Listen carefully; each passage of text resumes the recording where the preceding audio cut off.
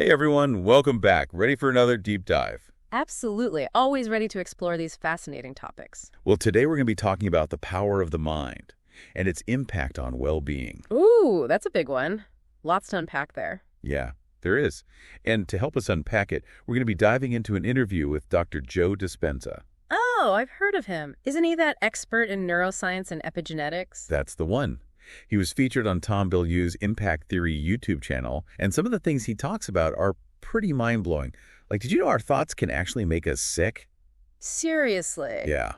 Or, get this, that our bodies can literally become a reflection of our unconscious minds. Whoa, okay. You've definitely got my attention. And it gets even wilder. He even talks about how meditation can actually impact our genes. I'm definitely intrigued. Where do we even begin with all of this? Well, he talks about this concept called the habit of you. It's basically the idea that we spend so much of our lives operating on autopilot, driven by these deeply ingrained habits and thought patterns. Yeah, I can see that. It's like we're just running the same mental program day after day. Exactly. And according to Dr. Dispenza, that's what keeps us stuck. He says those habits are like, what was the word he used? Hardwired. They become so hardwired over time that they actually shape our future. Okay, so how does that actually work? Like, how do our habits actually shape our reality? Well, think about it. You wake up, and maybe the first thing you do is check your phone, right? Guilty as charged. And then you see a bunch of stressful news or emails, or maybe you start thinking about all the things you have to do that day. Yeah, and just like that, I'm already feeling stressed before I've even gotten out of bed. Exactly. You're already setting the tone for a potentially negative experience just by repeating those familiar thought patterns. Wow, I never thought of it that way, but it makes sense. It's like we're not just creating a predictable day, we're actually impacting our health in a negative way. So we're literally making ourselves sick with our thoughts. Well, according to Dr. Dispenza, yeah. He explains that when we constantly dwell on those negative thoughts and emotions, our brains release all these stress hormones. And over time, that can actually lead to disease. Oh, wow. That's pretty intense. So even if the threat we're thinking about isn't real, our bodies are still reacting as if it is. Yeah, it's wild, right? Our bodies are incredibly responsive to our mental state, even if that mental state is based on an imagined fear. I guess it goes back to our primal instincts. Our brains are wired to protect us from danger, whether it's real or imagined. That's a good point. And speaking of imagined dangers, Dr. Dispenza talks about this other fascinating concept called the rehearsal of suffering. Rehearsal of suffering. Yeah, it's basically the idea that we tend to replay traumatic events in our minds, keeping those negative emotions alive long after the actual event has passed. Oh, yeah. I can definitely relate to that. It's like I get stuck in these loops of negativity, reliving the same painful experiences over and over. Exactly. And it's not just in our heads. Dr. Dispenza says that when we do that, we're actually triggering the same chemical reactions in our bodies as if the event was happening all over again. So we're basically re-traumatizing ourselves every time we replay those memories. Pretty much. So how do we break free from this? I mean, is it even possible to rewrite those deeply ingrained responses? Dr. Dispenza seems to think so. And he points to meditation as a powerful tool that can help us do just that. Meditation. How can sitting quietly help us deal with all this? Well, he describes meditation as a way to, disconnect from the external environment and that program of our habitual reactions. It's about hitting the pause button on that autopilot mode.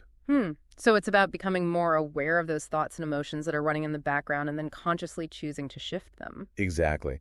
And Dr. Dispenza believes that with consistent practice, we can actually rewire our brains and create new, more empowering habits. That's a pretty amazing idea. So we can actually change our brains through meditation. That seems to be what he's saying, yeah. He even uses this analogy of training a wild stallion. A stallion. Yeah.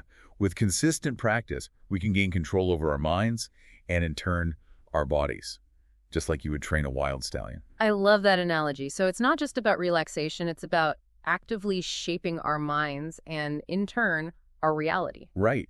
And the science behind how meditation actually works to create those changes is pretty fascinating. We'll explore that further as we dive deeper into his work. So we've talked about how meditation can help us become more aware of our thoughts and emotions. All right. That awareness is key. But I'm curious, how does that actually translate into tangible changes in our bodies and well-being? That's where it gets really interesting.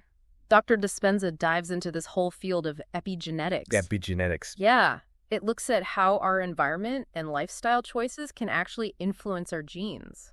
Okay, I've heard of that, but to be honest, I don't really understand it. Can you explain it in a way that makes sense? Sure.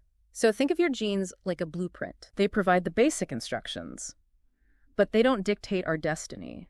Got it. Our lifestyle, our thoughts, our emotions, they can act like switches, turning certain genes on or off. So it's like we have more control over our genes than we think. Exactly. And what Dr. Dispenza suggests is that meditation, it can actually flip those switches in a positive direction. So we're not just talking about feeling calmer or more relaxed. No, we're talking about actually influencing our biology at a fundamental level. That's incredible. It is, right. So are there like actual studies that show this? Oh, yeah, there are.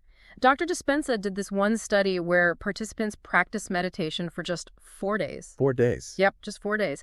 And they saw significant changes in their gene expression. Really? Like what kind of changes? Well, they had increased activity in genes associated with things like cancer suppression Wow. and neurogenesis. That's the creation of new brain cells. So they were like growing new brain cells from meditating. It seems that way, yeah.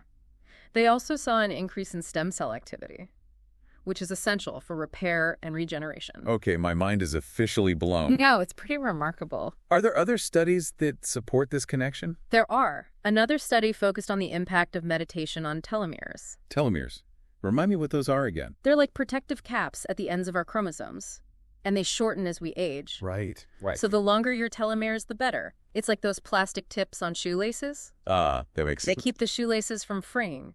So in this study, participants who meditated regularly for 60 days actually lengthened their telomeres. No way. Yeah, it's pretty incredible. So cultivating those positive emotions and practicing meditation, it's not just about feeling good in the moment. Right. It could actually be about extending our lifespan and enhancing our health at a cellular level. Exactly. And this ties into what Dr. Dispenza says about different types of emotions.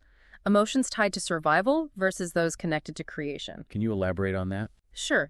He says that when we're stuck in those survival emotions, like fear, anger, stress, we're basically operating from a place of scarcity and limitation. Makes sense.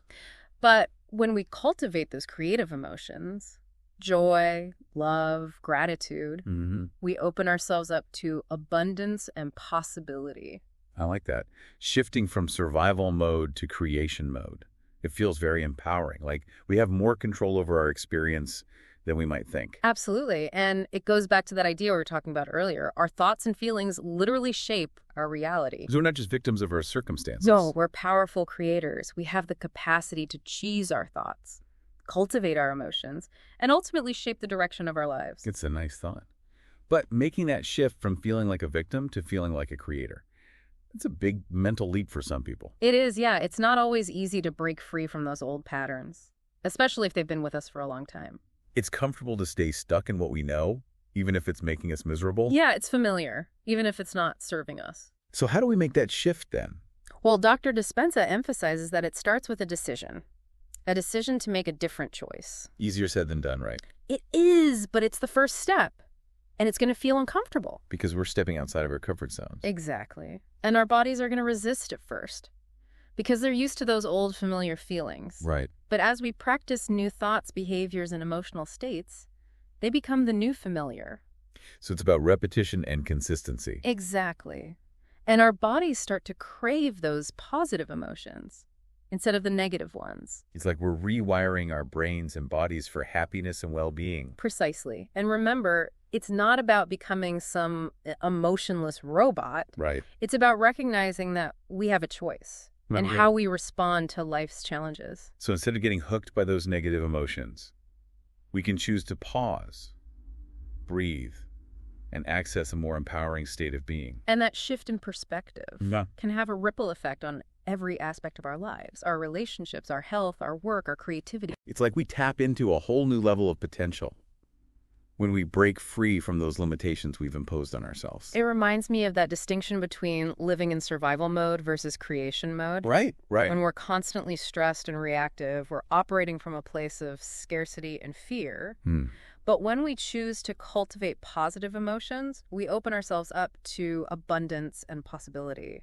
It's like we're shifting from being victims of our circumstances to becoming creators of our reality. Exactly. And the best part is, We don't have to wait for external circumstances to change to feel good. Not like that. We can choose to feel good right now, in this moment, Yeah. and watch as our external reality begins to reflect that inner shift. This is really making me think about how I'm showing up in my own life. It's a powerful realization, isn't it? It is.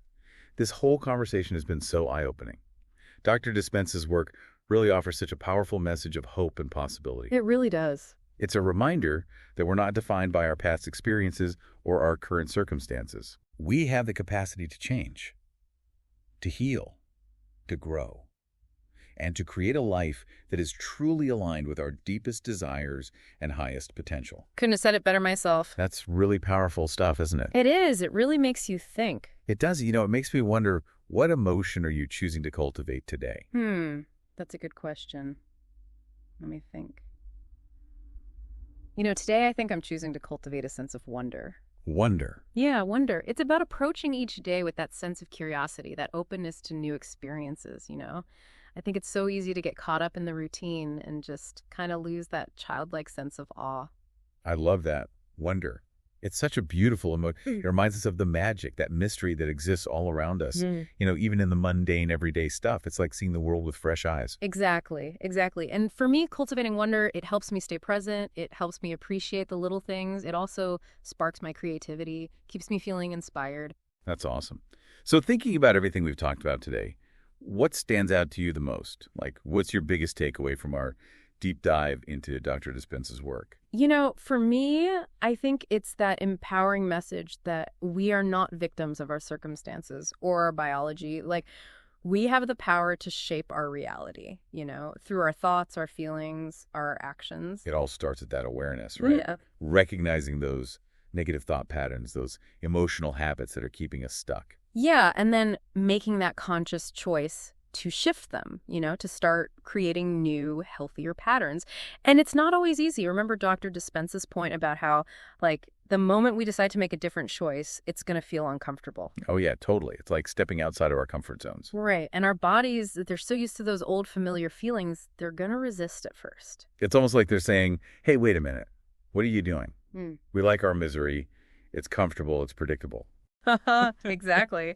But, you know, as we practice those new thoughts, behaviors, and emotional states, they become the new familiar. And then our bodies actually start to crave those positive emotions instead of the negative ones. It's pretty incredible. Yeah.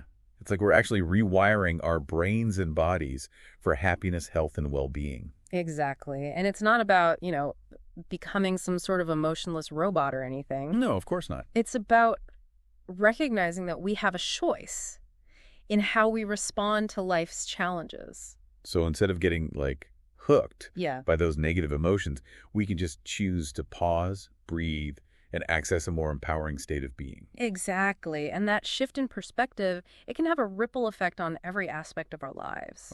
Our relationships, our health, our work, our creativity, everything. But go tap into a whole new level of potential when we break free from those limitations that we've kind of imposed on ourselves. Yeah, it reminds me of what Dr. Dispenza was saying about, you know, living in survival mode versus creation mode. Like, when we're constantly stressed and reactive, we're operating from that place of scarcity and fear. But when we choose to cultivate those positive emotions, we open ourselves up to abundance, possibility, and potential. We shift from being victims of our circumstances to becoming creators of our reality. And the best part, we don't have to wait for external circumstances to change, to feel good. Yeah. We can choose to feel good right now, in this moment, and watch as our external reality starts to reflect that inner shift. I love that. So much good stuff, so much to think about. Well, on that note, we're going to have to wrap up this deep dive for today. Time flies when you're having fun, right? It really does. But before we go, I want to encourage you all to, you know, keep exploring these concepts, experiment with meditation, cultivate those positive emotions, and just see how it transforms your experience of the world. Remember, you are the architect of your reality. Choose your thoughts wisely, and watch as your world reflects the beauty and wonder that you cultivate within. Thanks for joining us. We'll see you next time.